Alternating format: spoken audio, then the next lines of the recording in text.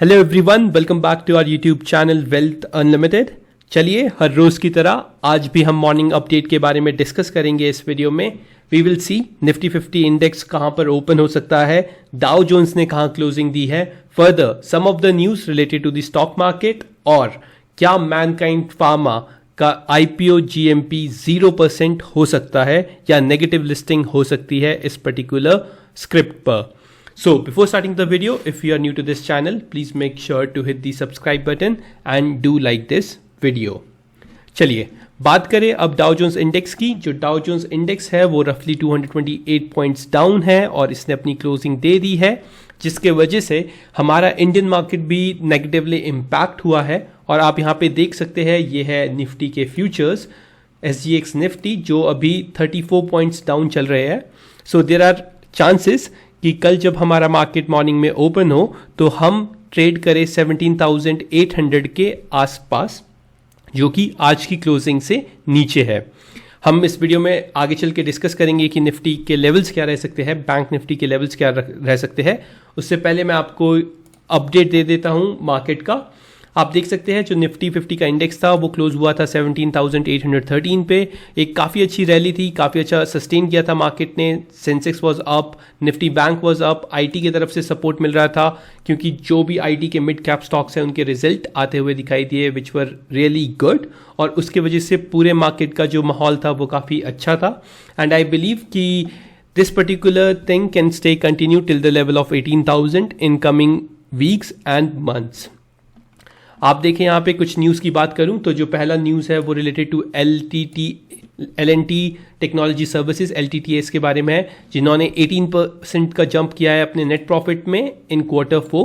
However जितने भी ये अर्निंग कैलेंडर्स है, इसे मैंने डिटेल में डिस्कस किया है अपनी प्रीवियस वीडियो में। आप जाके उस पर्टिकुलर वीडियो को भी देख सकते हैं, जहाँ पे मैंने डिस्कस किया है Maruti Suzuki, KPIT technologies and Bajaj Finserv के रिजल्ट को।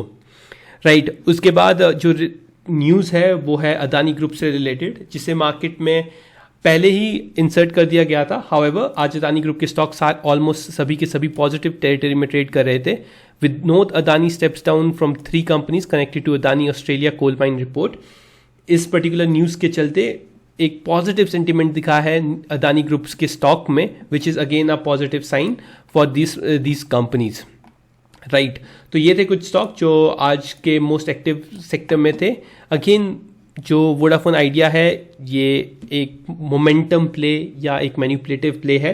This is all because of the news inserting और news coming in this particular stock. So मैं आपको अभी भी सजेशन करूंगा कि आप वोडाफोन आइडिया से दूर बने रहे।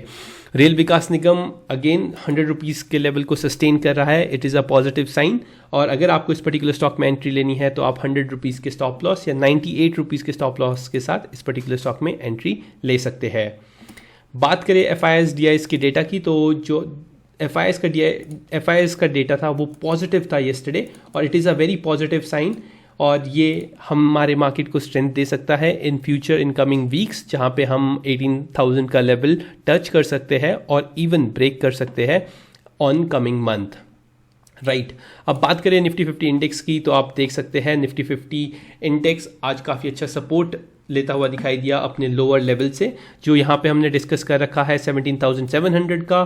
तो आप यहाँ पे अगर निफ्टी का लेवल देखेंगे तो 17,711 एग्जैक्टली है। वहाँ से सपोर्ट लेके एक काफ़ी अच्छा पुल बैक इस पर्टिकुलर इंडेक्स में आता हुआ दिखाई दिया। और अभी के लिए जो मेजर रेसिस्टेंस है निफ्टी 50 इंडेक्स का वो आता है 17,820 के आसपास। Right, if you are someone who is planning to take position in Nifty 50 index, तो आपको मैं बता दूं, अगर ये निफ्टी 50 इंडेक्स 17,820 का लेवल तोड़ता है मॉर्निंग में, then only you should trade in this particular indices. Otherwise you should avoid and wait for levels to break. Downside में अगर निफ्टी 50 17,700 का लेवल तोड़ देता है तो निफ्टी में नेगेटिव सेंटिमेंट्स आ जाएंगे, और वहाँ से चांसेस है कि ये स्टॉक हमें गिरता हुआ भी दिखाई दे सकता है। राइट, अब बात करें बैंक निफ्टी की, तो आप देख सकते हैं बैंक निफ्टी में भी एक सिमिलर टाइप का पैटर्न फॉर्म हुआ है। बैंक निफ्टी भी सुबह फॉल हुआ था और उसके बाद towards the end of the market एक काफ़ी अच्छा स्ट्रेंथ और काफ़ी अच्छा रनअप आता हुआ दिखाई दिया है इस पर्टिकुलर इंडाइस में। जो सपोर्ट बन चुका है निफ्टी बैंक का वो है अभी 42,600 का। अगर 42,600 का सपोर्ट टूटता है या 42,000 500 का सपोर्ट टूटता है तो निफ्टी बैंक काफ़ी ज़्यादा नेगेटिव हो जाएगा और ये बेयरिश टेरिटरी में जा सकता है। सो कल अगर आपको इस पर्टिकुलर इंडाइसिस में ट्रेड लेना है तो 42,600 के मार्क को आप ध्यान में रखिए। आप 100 पॉइंट्स के लिए प्ले कर सकते हैं, but at the same time 17,500 के नीचे एक मेजर सेल ऑफ आते हुए दिखाई दे सकता है इस पर्टिकुलर इंडाइसिस में। और बात रही टॉप लेवल की, तो टॉप लेवल 42,875 को जैसे ही इस लेवल को ब्रेक करेगा bank Nifty, there are chances कि हम 43,000 को टेस्ट करने जा सकते हैं, जहां पे एक काफ़ी बड़ा रेजिस्टेंस है बैंक निफ्टी के लिए भी। सो ये थी बात निफ्टी बैंक निफ्टी इंडेक्स की, मार्केट के कुछ स्टॉक्स की। अब मैं बात करूं मैनकाइंड फार्मा आईपीओ की, तो जो डे 2 का सब्सक्रिप्शन था मैनकाइंड फार्मा का, तो आप देख सकते हैं QIBs have suddenly surprised the market by investing in IPO on the second day.